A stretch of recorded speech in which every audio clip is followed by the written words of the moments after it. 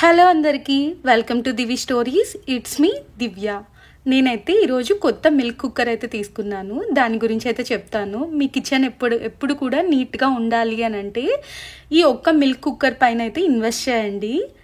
And మన kitchen కూడా అయితే చాలా నీట్గా అయితే ఉంటుంది. యాక్చువల్గా పాలు పొంగిపోవడం కానీ ఇలాంటివి కూడా ఏమీ జరగకుండా ఉంటాయి. నేను ఇలా బ్రాడ్గా ఉన్నది అయితే తీసుకున్నాను, కొంచెం వెడల్పుగా ఉన్నది. అండ్ దీని క్వాలిటీ అండ్ స్టీల్ మెటీరియల్ కూడా అయితే చాలా బాగుంది.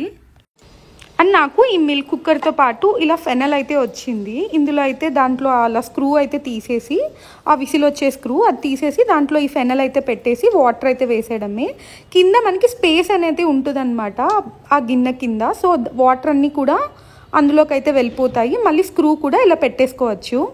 అండ్ ఇక్కడ మీకోసం ఇక్కడైతే మిల్క్ బాయిల్ చేసి అయితే చూపిస్తున్నాను. ఇది ఎలా వర్క్ అవుతుంది, ఎలా విసిల్ వస్తుంది, ఇవన్నీ కూడా అయితే ఈ వీడియోలో చూద్దాము.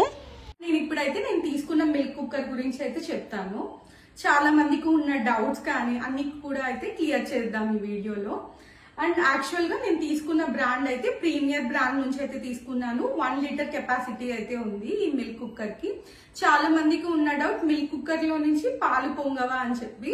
యాక్చువల్గా అయితే పొంగవు. యాక్చువల్గా దానికి రిక్వైర్డ్ అమౌంట్ ఆఫ్ వాటర్ పోసాము అని అంటే యాక్చువల్గా మనం ఎక్స్ట్రా టైమ్స్ డేలో మనం ఒక 2-3 టైమ్స్ అలా అయితే బాయిల్ అయితే చేసుకుంటూ అయితే ఉంటాం కదా. సో వన్స్ ఏ టైం ఆ వాటర్ అనేది దాంట్లో అయితే వేసేసామంటే ఆ గ్లాస్ లో ఎంత కెపాసిటీ కావాలో యాక్చువల్గా అయితే దానిపైన ఒక 2 to 5 గ్లాసెస్ ఆఫ్ వాటర్ అని అయితే ఉంది, మనం బాయిలింగ్ కెపాసిటీ బట్టి. సో మనమైతే నేను ఒక 2-3 గ్లాసెస్ అయితే పోసాను. మీకు కావాలంటే నెంబర్ ఆఫ్ చాలా మంది టీ, కాఫీ అలా రెగ్యులర్ గా తాగుతూ అయితే ఉంటారు కదా డేలో, కొంచెం ఎక్కువ టైమ్స్ అలాగా. సో వాళ్ళైతే ఒక 3-4 గ్లాసెస్ అలా పోసుకున్నారంటే దాంట్లో కరెక్ట్ గా అయితే సరిపోతుంది. అండ్ దీంట్లో అయితే పాలైతే అసలు పొంగవు. ఒక్కొక్కసారి ఇందులో వాటర్ అనేది ఎక్కువ వేసేసినా కొంచెం తుప్పర్లా అయితే వచ్చేస్తుంది అనమాట. అప్పుడు మనకు అనిపిస్తుంది కుక్కర్ పాడైపోయిందేమో అని చెప్పి. మనం ఆ టైంలో ఎక్కువ పానిక్ అవ్వాల్సిన అవసరం అయితే ఏమీ లేదు. సో ఇదైతే ఏమైతే పాడవ్వదు. అండ్ మనం రిక్వైర్డ్ అమౌంట్ అనేది పోసేసామంటే వాటర్ దానికి కరెక్ట్ గా అయితే ఉంటుంది. అండ్ తక్కువైనా కూడా అయితే పొంగే ఛాన్సెస్ అయితే ఉన్నాయి. నేను ఇచ్చే సజెషన్ మీకు Butterfly and Pigeon and Premier brand అయితే మీకైతే సజెస్ట్ చేస్తాను. ఈ 3 బ్రాండ్స్ అయితే బాగున్నాయని అయితే విన్నాను. యాక్చువల్ గా మిల్క్ కుక్కర్స్ లో 2 టైప్స్ అయితే ఉంటుంది. ఒకటి ఏంటంటే టాల్ అండ్ నారోగా అయితే ఉంటుంది. మీకు ఒక రెఫరెన్స్ కోసం నేను పక్కనైతే ఇమేజ్ యాడ్ చేస్తాను, మీకు నేను దేని గురించి మాట్లాడుతున్నాను అని చెప్పి ఐడియా ఉంటుంది. అండ్ ఇంకొకటి ఏంటి అని అంటే షార్ట్ అండ్ బ్రాడ్ గా అయితే ఉంటుంది. దీనికి ఉన్న అడ్వాంటేజెస్ గురించి అయితే చెప్తాను. ఇది ఏంటి అంటే షార్ట్ అండ్ బ్రాడ్ గా ఉండడం వల్ల వెడల్పు అనేది ఎక్కువ ఉంది కదా మౌత్ అంతా కూడా పైన. సో దానివల్ల ఏంటి అని అంటే మీగడ అనేది ఫామ్ అవుతుందా లేదా అని చెప్పి. దీనికి ఉన్న పెద్ద మౌత్ ఉండడం వల్ల, బ్రాడ్ గా ఉండడం వల్ల దీంట్లో అయితే విసిల్ వచ్చేసాక, ఇప్పుడు విసిల్ వస్తుంది.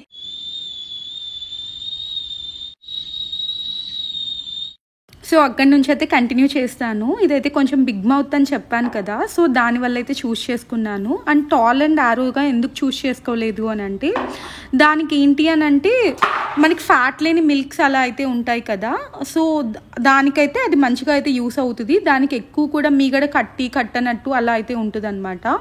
సో ఇది బ్రాడ్గా ఉండడం వల్ల మనకి మిల్క్ మ్యాన్ పోసే మిల్క్స్ కానీ లేకపోతే ఫుల్ క్రీమ్ మిల్క్స్ కానీ అలాంటివి ఏమైనా మనం దీంట్లో కుక్ చేస్తున్నప్పుడు దాంట్లో చక్కగా అయితే మీగడ ఫామ్ అవుతుంది అనమాట. చక్కగా మనం అయితే లిడ్ తీసేసి పక్కన పెట్టేసి ఒక 5 minutes వదిలేసామంటే అది గోరువెచ్చగా అయ్యేసరికి మనకి మీగడంతా కూడా అయితే దానిపైన అయితే ఫామ్ అయిపోతుంది.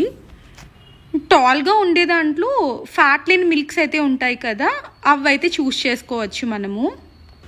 ఆ టాల్గా ఉండే దాంట్లో ఒక్కొక్కసారి పైన అనేది డెప్త్ ఎక్కువ ఉన్నా మనకి పైన అనేది వెడల్పు కొంచెం మౌత్ అనేది చిన్నగా ఉండడం వల్ల ఒక్కొక్కసారి ఫ్యాట్ లేని మిల్క్స్ అలాంటి ప్యాకెట్స్ అయితే ఉంటూ ఉంటాయి కదా, అవి కట్టనట్టు అలా అయితే ఉంటాయి. సో ఇక్కడ మన దాంట్లో చూడండి, ఒక 5 minutes అలా అయితే పక్కన పెట్టేశాక మీగడంతా కూడా అయితే ఫామ్ అయిపోయింది. ఆల్రెడీ ఇది వేడి పైన ఉంది, కడుతూ ఉంది. సో మీరు అలా ఒక 5 minutes మూత తీసేసి పక్కన పెట్టేశారంటే మనకి మీగడంతా కూడా అయితే చక్కగా మనం నార్మల్ పాల గిన్నెలో ఎలా అయితే కాసుకుంటే మీగడ కడుతుందో ఇందులో కూడా అలానే మీగడైతే మనకైతే వస్తుంది. ఇది నాకు ప్రైస్ అయితే 720 రూపీస్కి అయితే వచ్చింది. And MRP something 800 change 900 change అలా అయితే ఉంది. ఇది నేను అమెజాన్ నుంచి అయితే తీసుకున్నాను. కింద డిస్క్రిప్షన్లో అయితే లింక్ అయితే ఇస్తాను. నేను మిల్క్ కుక్కర్ ఎందుకు తీసుకున్నాను అని అంటే, యాక్చువల్గా నాకైతే పాప అయితే ఉంది కదా, 2 years old. వాళ్ళకి చిన్నపిల్లలకి ఊరుకుంటే పాలు కాస్తూ ఉంటాం, మర్చిపోయి మల్టీ టాస్కింగ్గా పొంగిపోతూ ఉంటే కష్టం అవుతుంది క్లీనింగ్కి, కుకింగ్కి అంతా కూడా. టైం సేవింగ్కి తీసుకున్నాను. నేను తీసుకున్నది ఈ కంపెనీది, ప్రీమియర్ది. అండ్ ఈ మోడలే. చాలామంది దీన్ని మిల్క్ బాయిలర్ అంటారు, కొంతమంది మిల్క్ కుక్కర్ అంటారు. సో 2 విధాలుగా అయితే పిలుస్తూ అయితే ఉంటారు. అండ్ దీనిపైన క్లియర్గా అయితే ఇన్స్ట్రక్షన్స్ కూడా అయితే ఇలా ఇచ్చారు. Remove the whistle using the glass, pour 2 to 5 cups of water అని చెప్పి అట్లా అయితే ఇచ్చున్నారు.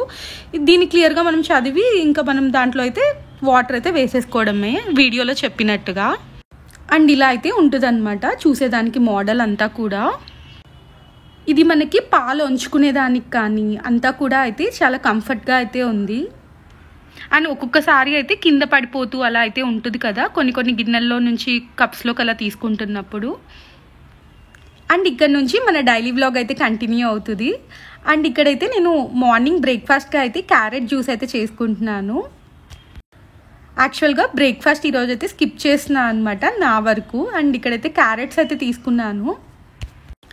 యాక్చువల్గా మనం వెయిట్ లాస్ అవ్వాలన్నా, కొంచెం బ్యాలెన్స్డ్ మీల్ అలా ట్రై చేయాలనుకున్నా, మనం మార్నింగ్ బ్రేక్ఫాస్ట్ ప్లేస్లో ఇలా అయితే జ్యూసెస్ అలా ట్రై చేసి కొంచెం మీల్ అనేది కొంచెం మీడియంగా అలా తీసుకున్నా మనకైతే సరిపోతుంది. ఒక్కొక్కసారి మార్నింగ్ హెవీగా అనిపిస్తుంది కొంచెం లేట్గా తిన్నప్పుడు.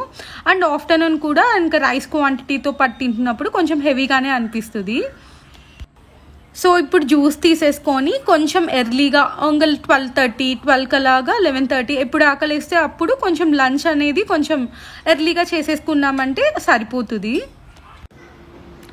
యాక్చువల్గా ఇక్కడైతే నేను విండోస్ దగ్గర ఇక్కడైతే ఇండోర్ ప్లాంట్స్ అయితే పెట్టుంటాను కదా, అవి లాస్ట్ సండే క్లీన్ చేయడం, కిచెన్ అంతా క్లీన్ చేశాను కానీ ఈ విండో దగ్గర అయితే క్లీన్ చేయలేదు. సో అన్నీ కూడా అయితే ఆ ప్లేస్లో ఉన్నవన్నీ కూడా అయితే ఒక ట్రేలోకి అయితే షిఫ్ట్ చేసేసుకున్నాను. మళ్ళీ తీసుకునేదానికి అండ్ పెట్టుకునేదానికి ఒకే దగ్గర ఉంటాయి అని చెప్పి. అండ్ క్లీనింగ్ కూడా మనకి ఈజీగా అయితే ఉంటుంది కదా. యాక్చువల్గా ఆ విండో దగ్గర ఇలా అయితే ఒక ట్రాన్స్పరెంట్ షీట్ అయితే వేసాను అనమాట. పేపర్ అలా వేస్తే మనకి కనిపిస్తూ అసహ్యంగా అయితే ఉంటుంది కదా, ఆ వైట్ కలర్ పెయింట్కి అదైతే కలిసిపోయింది. అసలు ఉన్నట్టు కూడా అయితే తెలియదు, ఎందుకంటే ఇంకా వాటర్ అలా అయితే ప్లాంట్స్కి అలా వేస్తూ అయితే ఉంటాం కదా. సో దాని పైన ఉన్న వాటర్ మచ్చలు కానీ ఆ స్టెయిన్స్ కానీ అంతా కూడా అయితే పడతాయి. సో ఇది కూడా అయితే ఒక వాష్ చేసేసాను, విమ్ లిక్విడ్ తీసుకొని ఒక బ్రష్ చేసేసాను అనమాట. నీట్గా స్టెయిన్స్ అన్నీ పోయాక కొంచెం డ్రై అయిపోయాక ఇంకా మళ్ళీ ఆ ప్లేస్లో ఉన్న ప్లాంట్స్ అన్నీ కూడా అయితే సేమ్ ట్రే మళ్ళీ అదే తెచ్చేసుకొని ఇంకా మళ్ళీ అన్నీ కూడా అయితే ఆ ప్లేస్లో అన్నీ అయితే పెట్టేసుకుంటున్నాను. అండ్ ఇక్కడైతే నార్మల్ ఇండోర్ ప్లాంట్స్ అంటే ఏమీ లేవు, అక్కడ అన్నీ ఉన్నవి కూడా అయితే మనీ ప్లాంట్సే అనమాట. ఒకటైతే వాటర్లో అయితే పెంచుతున్నాను, బాల్కనీలో పెట్టుకుందామని చెప్పి. అండ్ ఇంకొకటి నార్మల్ సాయిల్లోనే ఉంది, అక్కడ వైట్ కలర్ పాట్లో ఉండేది. అండ్ కొంచెం ఇటుపక్క ఉండేది ఇది. అండ్ ఇటుపక్క అంటే ఎల్లో కలర్ జాడీ అయితే ఉంది కదా, ఆ జార్ పక్కన అయితే ఉన్నది గోల్డెన్ మనీ ప్లాంట్. ఇది అమెజాన్ నుంచి అయితే తీసుకున్నాను. ఇది సెల్ఫ్ వాటరింగ్ అనమాట. కింద ఒక పాట్లా అయితే ఉంటుంది, ఒక చిన్ని కప్ లాగా. ఆ కప్లో ఏంటంటే వాటర్ పోసేసామంటే అది సెల్ఫ్ వాటరింగ్ అయితే చేస్తుంది. ఈ గోల్డెన్ మనీ ప్లాంట్ అయితే చాలా బాగుంది. యాక్చువల్గా నేను అది వడిలిపోయినా కొంచెం వాడిపోయినట్టు అలా అయిపోయినా కూడా ఒక 10 days అలా వాటర్ పోయకుండా మర్చిపోయినా అది ఈజీగా మళ్ళీ ఒకసారి వాటర్ వేసేసామంటే ఒక 1-2 daysకి మళ్ళీ అది బ్యాక్ అయిపోతుంది. చాలా హెల్తీగా ఆ ప్లాంట్ చాలా ఈజీగా మెయింటైన్ చేసేయచ్చు. రెగ్యులర్గా వాటర్ వేయాలి కంపల్సరీగా అని చెప్పి అలా ఏం లేకుండా, అది కొన్ని ప్లాంట్స్ ఏంటంటే అప్పుడప్పుడు తీసుకొని ఇండోర్ ప్లాంట్స్ బయట పెట్టాల్సినవి అలా అయితే ఉంటాయి. ఇంకా విండో దగ్గర ఉన్న థింగ్స్ అన్నీ కూడా అయితే ఒకసారి అయితే వైప్ చేసేస్తున్నాను. అండ్ ఇక్కడ ఉన్న మసాలా డబ్బా, ఇంకా ఈ ఆయిల్ బాటిల్, ఇవన్నీ కూడా అయితే జస్ట్ వెట్ వైప్స్ అయితే ఉంటాయి కదా, ఆ వెట్ వైప్స్ తీసుకొని జస్ట్ దానికి ఉన్న పార్ట్ దగ్గర హ్యాండిల్ దగ్గర మొత్తం కూడా అయితే క్లీన్ చేసేస్తున్నాను. అండ్ ఇలా మనం క్లీన్ చేసామంటే ఎక్కువవి జిడ్డు పట్టకుండా మనం క్లీన్ చేసుకునేటప్పుడు కూడా చాలా ఈజీగా అయితే ఉంటుంది, చూసేదానికి చాలా క్లీన్ అండ్ హైజీన్గా అయితే ఉంటుంది. యాక్చువల్గా ఈ ప్లాంట్స్ దగ్గర క్లీన్ చేసి చాలా డేస్ అయితే అవుతుంది. సో ఈరోజు కుదిరిందనమాట ఈ విండో దగ్గర క్లీన్ చేసేదానికి. మనం రెగ్యులర్గా యూజ్ చేసే చాపింగ్ బోర్డ్ కూడా నీట్గా ఎలా క్లీన్ చేయాలో చూపిస్తాను. ఫస్ట్ అయితే ఒక వాష్ చేసేసుకోవాలి. నార్మల్ ప్లెయిన్ వాటర్తో ఒక క్విక్ వాష్ చేసేసుకున్నామంటే సరిపోతుంది. ఫస్ట్ ఆ బోర్డ్ అంతా కూడా వాటర్తో వెట్ చేసేసుకున్నాక కొంచెం సాల్ట్ అయితే ఉంటుంది కదా, ఇవన్నీ కూడా మనం ఇంట్లో ఉండే వాటితోనే అయితే చేసేసుకోవచ్చు.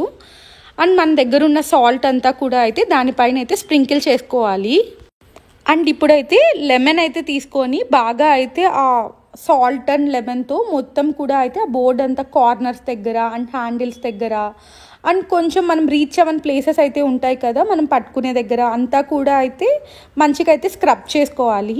అండ్ దానికి ఇంకా ఏమైనా బబుల్స్ లాంటివి అలాంటివి ఏమైనా ఉంటే జస్ట్ గ్రీన్ స్క్రబ్బర్ తీసుకొని, అప్పుడు మీరు లెమన్తో కాకపోయినా గ్రీన్ స్క్రబ్బర్ తీసుకొని మంచిగా అయితే సాల్ట్తో స్క్రబ్ చేశారంటే నీట్గా మంచిగా అయితే వచ్చేస్తుంది. అండ్ నేను same application front and back side boards కూడా అయితే చేస్తున్నాను. దీన్ని మంచిగా స్క్రబ్ చేసుకున్నాక ఇంకైతే నార్మల్ వాటర్తో వాష్ చేసేసుకోవడమే. కొంతమంది లూక్ వామ్ వాటర్తో కూడా అయితే దీన్ని వాష్ చేస్తారు. దీనిపైన ఉన్న బ్యాక్టీరియా అండ్ ఫంగస్ ఇవన్నీ కూడా అయితే ఏమీ లేకుండా మంచిగా అయితే అయిపోతుంది. ఇదంతా కూడా కంప్లీట్గా అయితే డ్రై అయిపోవాలి. ఇలా వుడ్ బోర్డ్స్ని మనమైతే ఇలా వాష్ చేశాక రెగ్యులర్గా అలా అయితే మనం ఎండలో అయితే పెడుతూ అయితే ఉండాలి. అండ్ నేనైతే ఒక టిష్యూ పైన కొంచెం ఆయిల్ అయితే వేసుకొని అండ్ ఫుడ్కి యూజ్ చేసే ఆయిల్ దాన్ని మొత్తం కూడా అయితే ఈ వుడ్ పైన మొత్తం కూడా అయితే స్ప్రెడ్ చేసుకున్నాను. అండ్ ఇప్పుడు చూడండి చాలా కొత్తదిగా మనకి చాలా షైనీగా అయితే ఉంది. మనం ఇలా అయితే ఈ వుడ్ బోర్డ్ని ఇలా అయితే మెయింటైన్ చేసుకోవచ్చు. ఈ వీడియో ఇక్కడితో అయితే ఎండ్ చేస్తున్నాను. ఈ వీడియో మీకు కొంచెమైనా హెల్ప్ఫుల్ అనిపించినా మన ఛానల్ని సబ్స్క్రైబ్ చేసుకోండి అండ్ లైక్ చేయడం అస్సలు మర్చిపోకండి. మీ లైక్ నాకు చాలా ఇంపార్టెంట్. Thanks for watching.